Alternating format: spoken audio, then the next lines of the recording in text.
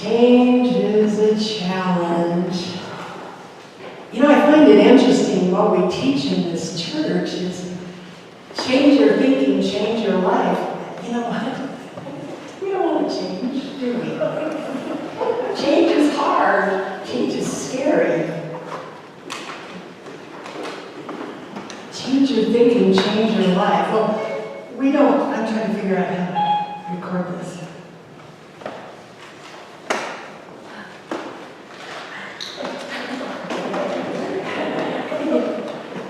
I need to change my thinking. I need to change my technologies. Just like Alan needed to change the tune on his guitar, and change happens. But why do we resist it? It seems like the only person who ever wants a change is a baby with a wet diaper, right? And yet, many babies get fussy when you try to change your diapers, don't they? It makes me think that I wonder if some babies are just born grumpy. But you know, I really think that most babies are born to be positive thinkers. They see their diaper as half full.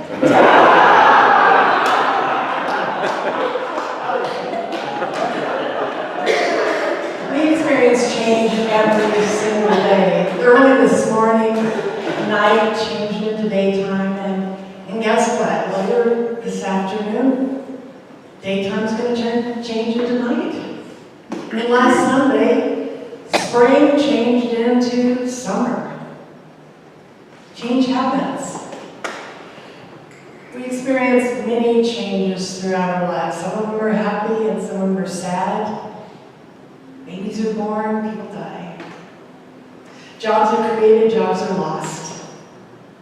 Relationships start out so exciting and full of love, and sometimes they end. Change happens. But what we need to do is to accept these changes. Oh my gosh, children grow up. They're changing almost by the day, aren't they? What I've noticed is that in the adolescent period, change happens like so fast you don't know who's living with you. I read somewhere that when children are between the ages of 13 and 17, the parents aged at least 20 years. We change. We change positions. Now, make note of your body right now. Are you comfortable? If not, change positions. Cross your legs, go ahead and cross your legs. If you don't like where you're sitting, now is the time to change. You can move up, there's other places you can sit. There's a couple of seats right here in the front row. You get to change, you get to choose change. So I want to take a survey.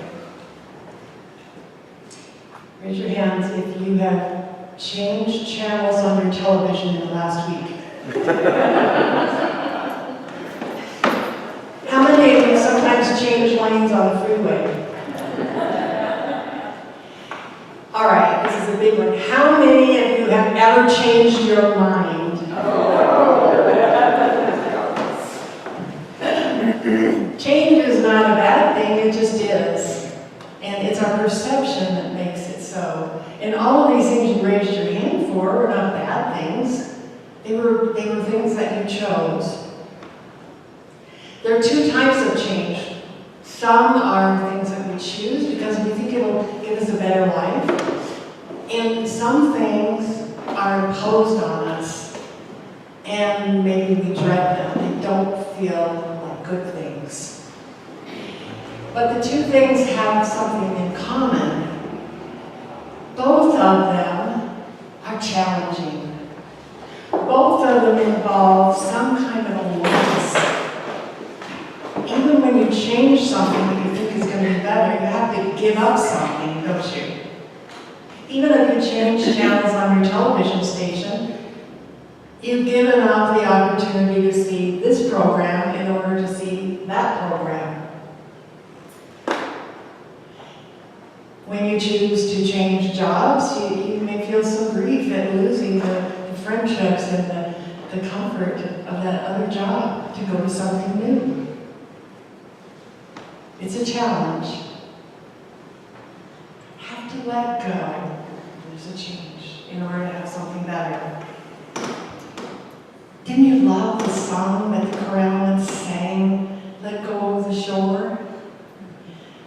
Let the water carry you. Let go of the shore. Float into the mystery. Oh my goodness. Float into the mystery. Oh, but that's the scary part. The mystery is scary because that means going into the unknown, and that's where we fear. Going into the unknown. Oh my gosh, what could happen? If we leave the shore of security and go into something different, it's scary, isn't it? We fear the unknown. We long for security. And even though we may be miserable where we are, hate this job, but it's scary to think of the possibility of a new job. It could be worse. Maybe there's challenges in our relationship, but we're afraid to approach the person we love and try to work things out because we don't know what if that person rejects us. It's scary to let go of the shore and to move into the possibilities. I mean, there might be even better. I have to tell you a story. This story took place many, many years ago, back when the country of Iran was known as Persia. And once upon a time, there was a man who was condemned to death. And he had to appear before the Persian general to be executed. Now, this general had a very unusual custom.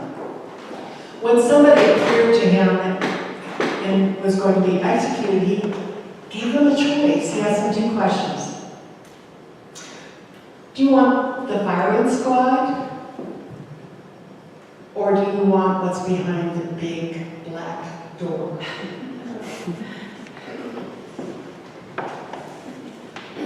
So a man who was condemned to death appeared before the general, and the general said, do you want the firing squad, or do you want what's behind the big black door? Well, the man just thought about it for a couple seconds, and what would you say? He said, I'll take the firing squad. It sounded quick.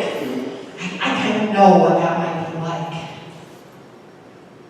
So they escorted him out. Hear a few shots, he was executed. The general said to his aide, you know, they always choose the known before the unknown. You want to know what's behind that big black door? Freedom. If they'd chosen that big black door, they could walk out and keep going. But we fear the possibility of the unknown, don't we? Because we don't know what could happen. We choose something that causes us to let go of the shore. Fear of the unknown is huge. We cling desperately to what we think is security. I may hate this job, but at least I know how to get there. I know where the restrooms are. I know the people. I know I'll get paid. I'll just tough it out. So imagine for a moment that you're a baby chick. You're a baby chick inside a shell. Inside that shell, you have nourishment to support you. You have a safe place. There's a mommy hen sitting on top of your egg, so you're nice and warm. But eventually you outgrow your shell. And it becomes clear to you that there needs to be a change. You need to break free of that shell. Now, the baby chick doesn't know what's going to happen when it gets out of the shell. I mean, will there be a friendly farmer that's going to feed it? Or will there be a fox that's going to eat it? The chick doesn't know. But something inside of that chick says to get free, to break free. And it pecks and it pecks and it pecks till it's free of that shell. What about your life? You ever feel trapped in a shell? Do you ever feel like you're confined, that you can't grow? Are you getting too big for that confined place that you're in right now? Is it time for you to break free? Do you have the courage to peck through that shell and to live a different life? To take a risk? Maybe it's like that for a human baby. Well, human babies have the comfort of a nice, cozy womb for 9 months. They're nourished, nice and warm, cuddly, they feel safe. But eventually the time comes when it's appropriate for that baby to be propelled out into the world. But I wonder, do you ever stop to think about it? Do you think the baby's afraid of life? Do you think the baby might be afraid to leave that safe place? Do you think it's kicking and screaming and saying, no, don't take me, don't take me? And I thought, I wonder if that's why mothers are in labor so long, because that baby is fighting to stay. And the baby doesn't know that it really is going to be embraced with love when it's born. It's going to be loving arms to celebrate it in its new life. And you know what? Are you ready to let go, to move into a new life? There's something new and wonderful and exciting for you.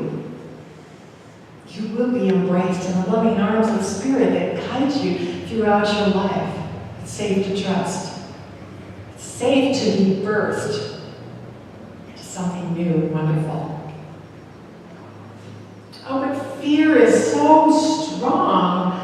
It just comes in and takes over. There's so many ways that we deal with faith, with our fear. We try to fight it. That's useless. Imagine if you're wading in the ocean and all of a sudden a great big wave is approaching you. Do you think you can fight it and say, stop, wave? No, I'm not going to allow this to happen. You'd be wasting your time, wouldn't you? The best thing to do is to go with the flow and ride the wave. Fighting change actually makes the transition harder. The other thing we do is we go into denial. Denial. Now I'm not talking about, when I say denial, I'm not talking about D River in Egypt. There's a country song that says, call me Cleopatra because I'm queen of denial. I'm talking about denial when we say, oh, this really isn't happening. Oh no, this can't be happening to me. Denial is a normal step in the grief process. So when something really horrific happens to us, we do go into denial. No, that can't be real. And it's the mind's way of protecting you to help you emotionally get ready to accept reality. But we can't stay there. Speaking of the ocean, I remember when I was a young teenager, and I'm not a very good swimmer. I was just enjoying wading in the ocean, when all of a sudden I saw this enormous wave coming to me, toward me, and I just stood there frozen. I said, no, this can't be happening to me. No, that's what when you're a teenager, you think nothing ever is going to happen to you. No, this wave isn't coming for me, but guess what? It crashed on top of me, and tons of water, and I went glug, glug, glug, and I seriously thought I was going to die. And because I didn't accept the reality of what was coming toward me, I didn't get to have the joy that everybody else did. Everybody else just dove into the wave and rode it onto the shore. But not me. I was in denial, and then I just got submerged, scared to death, paralyzed in my fear. So instead of being paralyzed, we can move into reality and say, well, yes, this is happening. But what I know is there's a power for good in the universe that supports me, that comforts me, that assists me, that is there to embrace embrace me as I go through the change. Now, most of us were surprised when we got notice of Rev Carla's meeting. And I'm sure some people said, well, no, this isn't happening. She can't leave. She's going to have to change her mind. Anybody have that thought? She can't do this to us. But guess what? She's bought a house in Pagosa Springs. She's moving. That's the reality. We can't deny that there's going to be a big change in this church. Things will be different. We're going to miss Carla and Mike, aren't we? They did so much for us. And it's completely normal to grieve the loss of two people we love. If you shed a few tears, that's okay. Give yourself permission. Grief is a normal process in change. It's okay. But we need to remember that the change is not good or bad. It's our perception. We need to remember that God doesn't change. God's still going to be here. God's, of course, going to be with them to go to Springfield. God is always a part of this church. This is not a minister's church. This is our church. This is God showing up as each one of you. That's the good news. That's what we need to focus on. God has a wonderful plan for the Parker Community Church of Religious Science. You know, we're all part of it. God is changeless. God is everywhere present. We know that God manifested a wonderful vision through our Reverends Carla and Mike and the ministers who came before them. And we know that God continues to fill this beautiful chapel with divine love and energy and fills the people and their hearts. God never changes. God is always here for us. Well, another way we react to fear. Sometimes some people just give up. I'm a victim, oh poor me. And what happens when we think we're a victim? When I think I'm a victim, I always lose because we teach, as you believe, so it's done unto you. Where have I heard that? Our master teacher Jesus, and Buddha said something like that. Wayne Dyer says that. I could name a dozen people who tell us, as you believe, so it's done unto you. So if I believe, oh, whoa, it's me, poor us, this church is going to die. It'll never be the same. We're just going to go under. Okay, if we believe that, what's going to happen? This church will die. Unfortunately, we don't believe that. And I can tell you that you have an amazing, powerful Board of Trustees, and God works so wondrously through them. You have 9 practitioners who are all empowered and excited and ready to ride the wave of change. You have an amazing music team. You have wonderful, inspiring youth leaders. And we have all of us, all of you. God shows up as each one of us. We are the church. There is a wonderful adventure in store for us. God, our creator and source, never leave. It's always the power behind this wonderful church. The power within you. And how about you? Are you ready and willing to ride the wave? Are you willing to ride the wave of change in your own personal life and in the life of this church? If you are, say amen. Amen. If you are, say, and so it is. Did you know that the word amen means, and so it is? So if you go to some standard rank churches and they say amen, they're really saying and so it is. So we didn't change anything really, because we say it differently. In your personal life, there are always opportunities to change. So pay attention to what's calling you. Pay attention to that inner wisdom that invites you to live a new, wonderful dream. There's something inside of you that wants to emerge, that says, hey, I have a wonderful plan for you. That Spirit speaking through you, to you. What are you feeling in your heart? What longs to emerge through you? Are you willing to say yes? If you are, say amen. Amen. Say yes. Yes.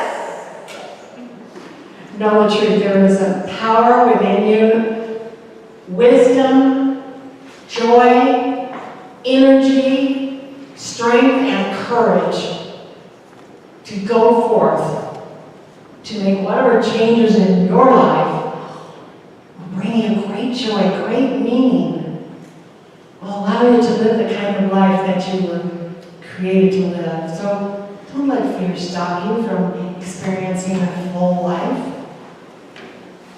Remember, there's a power for good that's greater than any fear, greater than any condition, greater than any challenge you face. You can use that. It's there for you. The universe actually conspires to support you.